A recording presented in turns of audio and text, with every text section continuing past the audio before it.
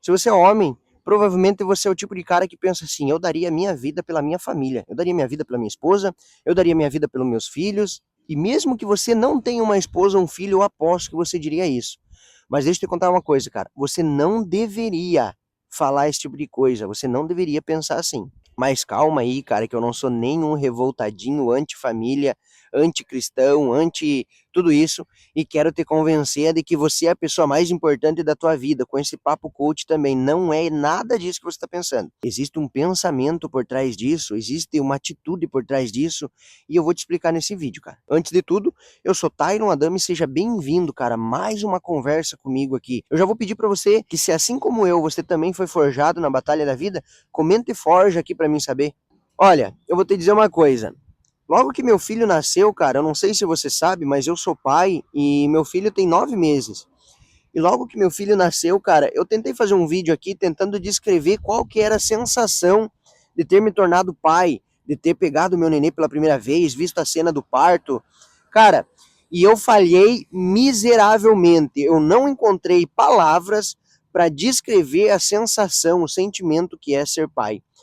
Todas as coisas importantes do mundo, meus problemas, tudo, cara, todos os medos, os traumas, tudo viraram tão insignificante perto da sensação que é você ser pai, você ter um filho, você ver o teu filho nascer ali, cara. E eu falei miseravelmente tentando explicar nesse vídeo. Só que de um tempo depois, eu dizia assim para minha esposa: "Nossa, eu morreria por vocês, eu morreria pelo meu filho. Eu seria capaz de qualquer coisa, cara. Eu me jogaria na frente de um trem para salvar meu filho, na frente de uma bala. Eu faria qualquer coisa para salvar vocês." Só que eu repetia isso na tentativa de demonstrar o quanto eu amava a minha família. Eu repetia isso tentando demonstrar o amor que eu sentia. Até que um dia a minha esposa olhou para mim e disse assim, com uma cara bem é, cheia de tudo aquilo, dizia: "Nossa, você tem que parar de falar tudo isso." E na hora eu fiquei: "Mas por que, cara? Isso é o que eu realmente faria." E inclusive, se você estiver vendo esse vídeo agora, eu sei que tu vai rir de mim e vai lembrar disso. Ela disse assim: "Tá, mas tu fica falando isso, que morreria, morreria. A gente sabe isso, mas sei lá, isso é ruim, parece que alguma coisa ruim vai acontecer. Tem que parar de pensar nisso, parar de pensar em coisas ruins e pensar coisas boas." E aquilo para mim, cara, de imediato já me refletiu algumas coisas. E um dia eu comecei a pensar assim, cara, por que que o homem fica com essa sensação de imaginar coisa ruim e dizer: "Eu morreria pela minha família, eu morreria pelo meu filho, eu morreria para salvar minha esposa"?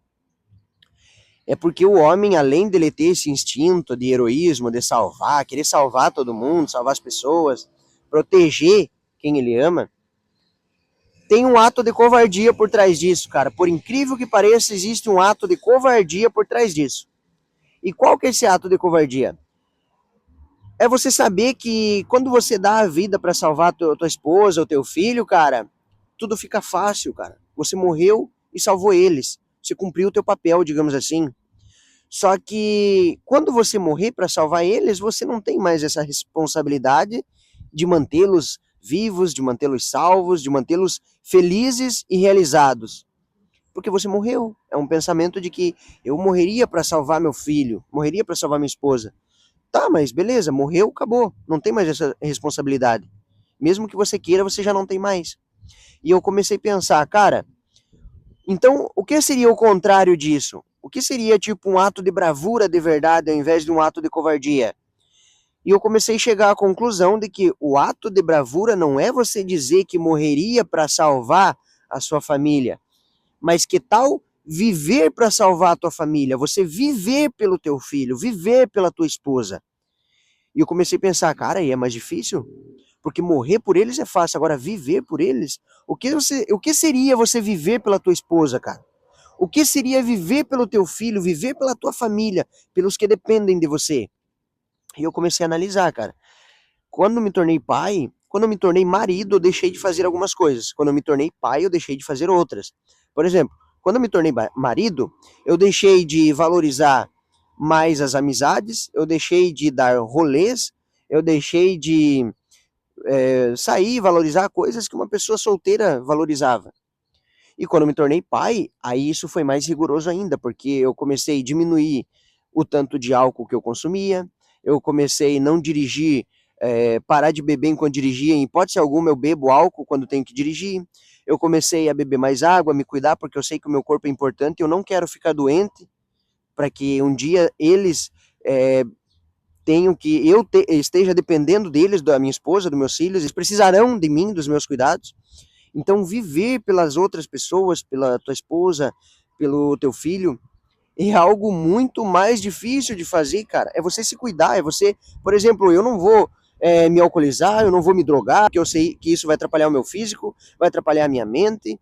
Eu não vou mais fumar, eu não vou mais viver grandes riscos, eu não vou arrumar treta, confusão na rua com qualquer um, porque eu sei que a qualquer momento eu posso morrer, cara. E a minha família vai ficar desamparada, não é nem eu, porque o homem em si, ele não é cagão, ele não tem aquele medo que trava ele, num geral eu tô falando.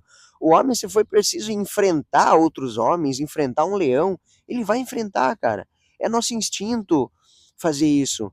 Só que quando o homem tem família, ele começa a refletir que isso não vale a pena, porque isso é correr um grande risco, entende? Então, de certa forma, nesse quesito, o medo vence.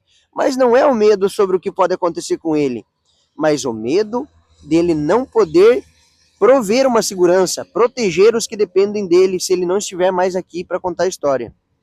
Então, cara, o que eu quero te dizer, a reflexão que eu tenho por trás desse vídeo é de que para de dizer que você morreria pela tua esposa. Para de dizer que você morreria pela tua família, pelos teus filhos. E comece a viver por eles, cara. Comece a se controlar, a se dominar. Comece a se cuidar por eles. Ao invés de dizer eu morreria pela minha esposa, diga eu vou viver por ela, cara. Então eu viveria por ela. Começa a se cuidar, começa a cuidar o relacionamento, começa a tentar entender a sua esposa.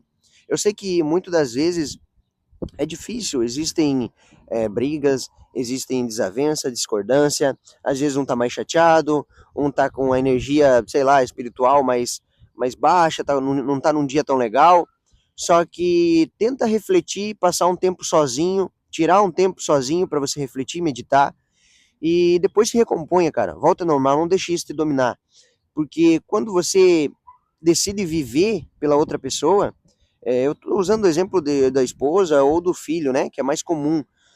Mas quando você decide viver para o outro, aí sim você entende que isso é mais importante do que aquela frase eu morreria por ela ou eu morreria pela minha família. Então, viva ao invés de morrer. E não esquece de comentar aqui qual que é a tua opinião sobre isso, tá? Conto com você até o próximo vídeo.